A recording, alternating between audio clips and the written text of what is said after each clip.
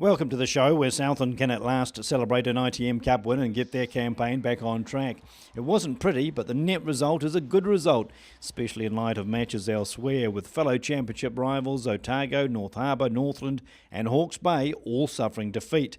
The Magpies the loser in yet another enthralling Ramfleet Shield match for the season. Well done to the Steelers, with Southland now third in line for a challenge. It was business as usual for Canterbury, Wellington and Auckland, all playing at a level high above the pretenders to the crown. Well, Dave, you know how Northland felt. Little ball, little territory, but you come up with a victory. Yeah, no, just big ups to the boys and defensively, particularly in that first half, and then in that 10 minutes we were down a player, which is, that's the ticker that we were looking for. And that classic score just before half-time, just after half-time, it worked? Yeah, it was, and again, that's what we looked for. But we started off so slow, and then once we got our tails up in the air, we put some phases together. Big success for me was the midfield pairing, two big guys that the defence had their hands full. Yeah, and I thought they worked particularly well tonight, and particularly Willis. First game up, his distribution at times, some long passes, and breaking the line, which puts pressure on the opposition. And again, he's a confident player, which is good. And a good display with the loose forward trio. Elliot Dixon, another good high work rate. Yeah, and again, all those boys are suffering with the flu too. So it was a big heads up for all of the guys. There's probably about 6 or 7 of them in there now that are that are dead on their feet really. A nervous time for you when the yellow card was shown. Yeah, it was. You keep thinking back, where's this going to take us? But the guys stuck into it, and they did their work. And again, defensively, we put them under pressure, and they couldn't handle it. Horrible cliche, but still lots of work on for both sides there. The error rate, particularly early, was worrying.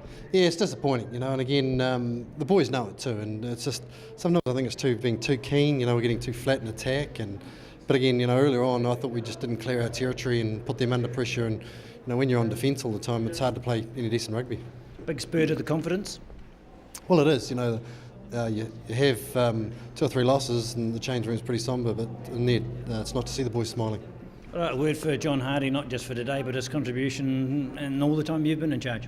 Yeah, no, he's an outstanding footballer, and he's a great guy to have around the team. And I've got high hopes for John. At some stage, he'll play international rugby. And a bit of a tour coming up for you, a good sort of bonding time. Well, it is. We've got to get the work done too. But again, it's nice to get away with the boys. We've got a good team culture this year, and we just want to build on that.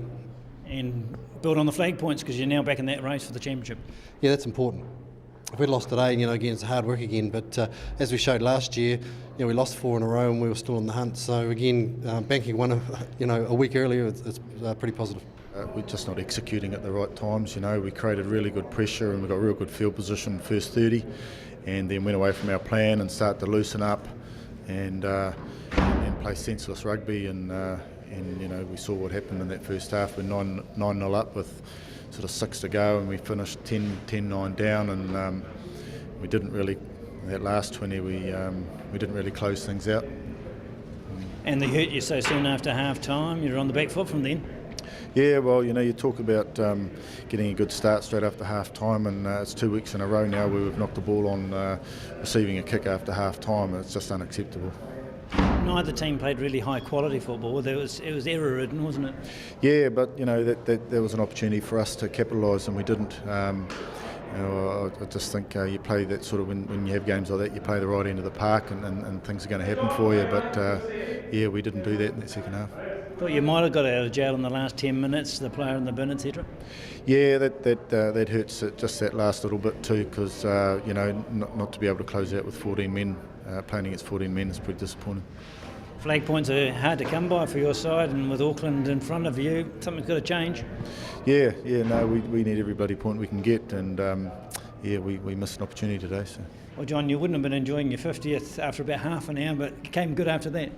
Yeah, it was about how to scatter at the start, and we were running around for that first 10-20 minutes, and boys' lungs were going a wee bit. I was lucky I was on the blind side, so I could hold a wee bit. But other than that, the boys did well and really set the tone for that first 20 minutes. And after that, I think the boys got into their game and really started playing some footy and showing a true worth. Yeah, well, the defence was up to the task today, because you could have been down well more than 9 points.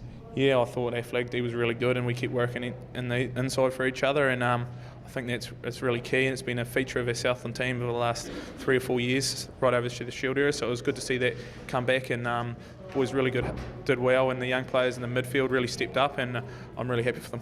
How much of a morale boost was it to score just before half time and suddenly go in with the lead? Yeah, no, it was really good. They keep banging those penalties over. It was getting a bit demoralising, but once we got that try and we kept getting a bit of momentum, we got that penalty. The boys started to get their heads up, and we knew we were right in it at half time, and coming out and scoring that try was just really set the tone, and we just hang on from there. Got good field position. And that threat late in the piece when you were a man down, you did concede a try, but spent most of the time in the opposition half. Yeah, no, it was good. The kickers and the shot makers put us in the right pieces of the field, and I think that really helped us with our game, and we didn't put ourselves under any unnecessary pressure. Let's just quickly reflect on those 50 games. Is it a recent memory, that first game, or is it a distant one?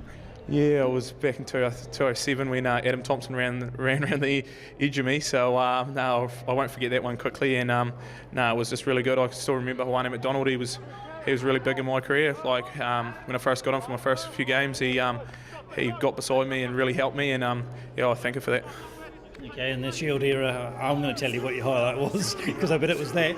Yeah, I think that was definitely one of my highlights, and there was 2 highlights actually, and the second one was really that was really good, and it really proved everyone wrong, and I think it was probably my highlight. Yeah. A couple of guys are coming up for 100 games. Can we see perhaps you be the next one after that? Yeah, I'd like to, but these sevens don't have that good injury rate. So no, it'll be good to get 100, but I'm not looking too far ahead. Well, Rory, you played your hearts out there, but no result. No, mate. We tried our hardest, but just little errors and a few penalties go their way. Yeah, we tried anyway. You must have felt on top in that first 30 minutes. You had all the ball, all the space. Yeah, we just couldn't get the tries that we were looking for. We were down there, we got a few penalties and we kicked them, but we should have really gone for the try, I think. Yeah. Just seemed to lack maybe a support player for the ball runner when you did make a break. Yeah, well, just urgency around that. We just got to get on the ball carrier. It's a pretty hard defence to break down, that Southland one though. They're good at that part of the game. Yeah, no, they were good around the fringes and they really got on our ball. It was really stuck in there. Yeah. And what was the mood at half time? You'd had that lead for so long and then just relinquished it. It was all good. We were good, and then they got a few points on us. So we went into half time under, on the back foot, sort of. But yeah, they did good. Yeah. And then you had their player of theirs put in the bin, and suddenly a try, and the game was open again. Yeah, it was all go, but just couldn't get there in the end. It's a big turnaround required now. Got Auckland. It doesn't get any easier. Yeah, I know. They'll be pretty good next week, and we just got to go back and work on the mistakes and just really look at each other and sort it out. Yeah. You happy with your own form though? You're very busy. Had a high workload tonight. Oh yeah, a couple of silly missed tackles there, but yeah, it's not going too bad. All right, let's hope you can pull it around next week for you. Yeah, mate. Thanks, mate. Interest in the Premiership is quickly turning to who will fill the 4th and final qualifying spot, with the 3 main centres amassing flag points at a great rate. Even losses in matches between them is unlikely to do much harm. Newly promoted Counties Manukau looking as good as any to make the playoff mix. It's a much tighter race in the Championship, with Tasman the form horse, Hawke's Bay and Otago following them down the straight, and Southland, Northland and Manawatu just out of the barriers. North Harbour is still loading up. Southland's road trip against Bay of Plenty and Manawatu starting at the weekend, likely to determine their fate.